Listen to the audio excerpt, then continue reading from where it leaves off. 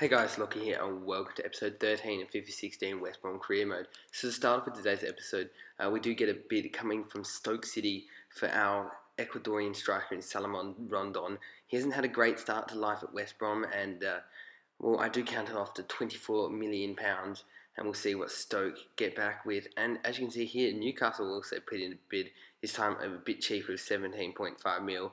So I also go with the £24 million pound bid. So Rondon may be on his way. We'll have to have a look. But first game we do play against Stoke City. So ironic how they've put in a bid for one of our players, and he will play in this game. I think he will.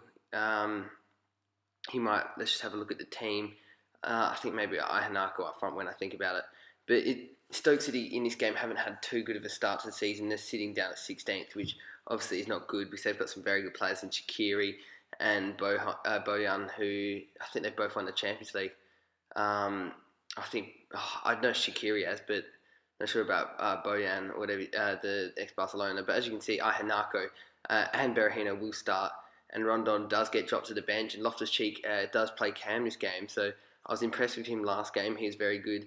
And let's see how he goes. I had a lot of unfit players from that FA Cup loss against Manchester City, so we had to rest a couple of players, including Sessegnon, who's basically been one of our best players all season. As you can see by Stoke's side, Butland's been sold, so they've got Rio in goals, and that could be a bit of a weakness for them. But they do have Juve leading the front. And sad news early on in the 18th minute, Ruben Loftus-Cheek is injured. And as you can see, he did break his arm, I think, and he's out for 2 months. So very disappointing because he's a very talented youngster, and disappointing to see that he's injured. But just before half-time, Bojan did have the only chance of the half, and it was a good save at his near post by Andres Lindegaard, and it remained at 0-0. But in this after half-time, I should say, Lucas Moura gives it to McManaman, who gives it to Hector Bellerin. Hector Bellerin gives a good ball to Scott McManaman, and he cuts inside here. He's got a great opportunity. He puts in a low cross, and Berahino is at the back post to make it 1-0. So Sado Berahino hasn't had a fantastic season, but he's certainly looked the most lively striker all season. I think he may be our second top goal scorer, just behind Sessegnon. So easiest finish, brilliant work from McManaman, and Berahino could not miss. So the home side do take the lead, and in the 83rd minute here, Peter, as Glenn Johnson gets on the ball, he intercepts the ball. He gives it to Peter Odemwingie, the ex-West Brom man, and he heads it to Shaqiri, whose shot goes well wide and does not harm Lindegaard's goal. So it's been a close game, not exactly exciting. My games this year in career mode haven't been exciting, I admit that. I'm not exactly good at defending in the game. It's really difficult to create chances in this career mode, which isn't too bad at times. Probably not enjoyable for the viewers. But as you can see here, how about this from Hector Bellerin? He scores his first goal for the club, and what a goal this is. It may have not been the greatest finish. Keepers should have done better. But how about that touch around the defender? That was unbelievable from the ex-Arsenal man. The youngster scores his first goal for the club, and he would be pumped because that gives us 3 points, and what a goal. He's really improved in the last couple of episodes. He had 2 assists against Swansea, and look at that. That is just unbelievable from Hector Bellerin, and it's 1-0 for the 2-0 for the home side, I should say. And surely all 3 points wrapped up. So as you can see, that West Brom do have the last, not West Brom, Stoke City do have the last attack, but it's well dealt with, and that is the end result. So clean sheet and 3 points in the bag. It's a very good result, and we should be proud of it. We only had two or three chances, but we were the more clinical side. As you can see by stats, Stoke had 7 to 4 shots.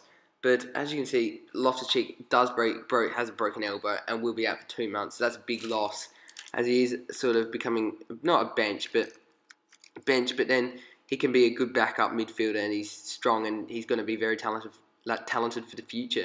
And as you can see here, Stoke do say they want 21 million. They will only go to 21 million for Salomon Rondon, and I accept the offer. So it looks like Rondon will be on his way to the Britannia Stadium, and well, until this happens, Newcastle come in and say, yeah, we will accept your £24 million bid for Salomon Rondon, and I'm like, that's sure. sure, I'm fine with earning. I'm fine with earning £3 more million. And as you can see, Sweden did come in for me as an international manager, and I said, "Nah, I'm alright. I'll accept big teams or Australia. That's the only two teams I'll accept." And as you can see, Tavon Campbell will be going out on loan. Haven't played him all season, so good. Hopefully, he can get some match experience there. And as you can see, I've signed a couple of good young potentials, English players from my monthly scouting report. So that looks very good. As you can see, Rondon is going to St James's Park, and wow, he only lasted 6 months at the club. Wasn't exactly a great striker, but I didn't enjoy him that much. But as you can see, we're looking for a replacement striker, and Dybala. And yeah, we put an inquiry in for Dybala, the ex-Palermo striker, left-footed, is a very only 22 years old, so he could be a very good replacement for Rondon. And Juventus only want 19.5 million for him, considering they signed him for 35 million, I think, in the summer. And for our second game of today's episode and final game, we do travel to St Mary's to take on Southampton. So Southampton obviously aren't a bad side in real life, and they're not too bad this FIFA either. It's going to be a tough away game, and we'll definitely hope for a point. But as you can see by the table right here, we're sitting in 11th, which is really good. Southampton in the mid-table range near us. So if we win this game, we can go over the top of them, and that would be very handy indeed. But as you can see, we would go back to our most strongest lineup with Sessegnon coming back into the side. So it just proves how good of a win against Stoke was, because without Sessegnon, who's saved us all season, it was a very good win. Sorry about that. But as you can see, Jack Butland, we did try to persuade him to join West Brom, but he did go to Southampton. So hopefully not for us, it doesn't come back and haunt us, because hopefully he doesn't have too good of a game. And as you can see, we're obviously with the selling of Rondon, Iheanacho is going up front next to Berahino. And we don't have a backup striker, so we definitely need one, and quickly, in case someone gets injured. Because Iheanacho really hasn't set the world on fire, but he's more for the future, really. But in the 18th minute, Lucas Romero has a shot from outside the box there. Probably could have done better from distance. He's not known for his shooting, hasn't scored for the club yet, but he's really been good last couple of weeks, and he's very solid in that defensive midfield. Even though he's not the biggest lad in the world, but that he should have done a lot better with that chance, really. But in the 32nd minute here, as it's a poor pass from Berahino, it gets intercepted. Reed gets on the ball here, gives it to Gaston Ramirez. The Uruguayan gives it to Victor Wanyama. He gives it to Shane Long. He gives it to Reed. He gives it back to Shane Long. This is beautiful football from Southampton. He gives it to Ramirez. Wanyama has a shot, but it's a simple save for Lindegaard.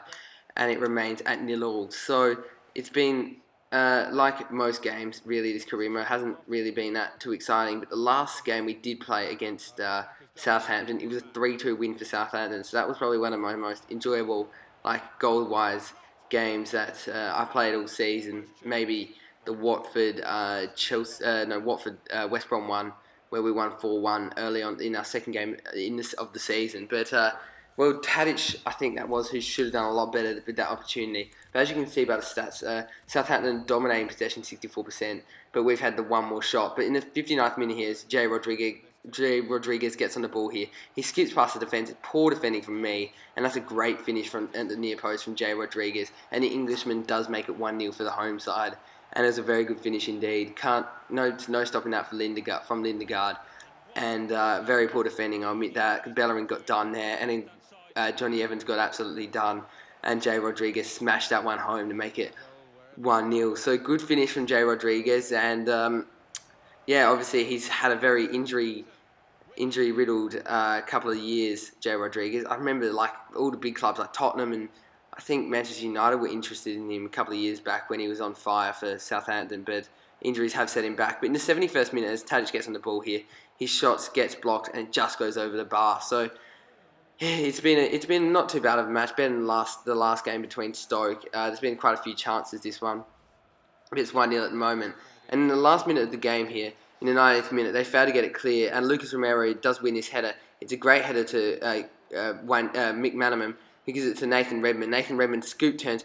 Ronaldo chops. No, it doesn't. Ronaldo chop inside. He fake shots inside. Has a shot, but it's a fantastic save from Jack Butland. and we failed to get it clear. And Southampton do take 3 points at home, so not a bad game from us. But Southampton probably did deserve it. Probably maybe a draw would have probably been fairer actually when you think about it. But if you did enjoy this, please do leave a like and subscribe if you're new to the channel. And I'll see you guys for episode 14 very soon.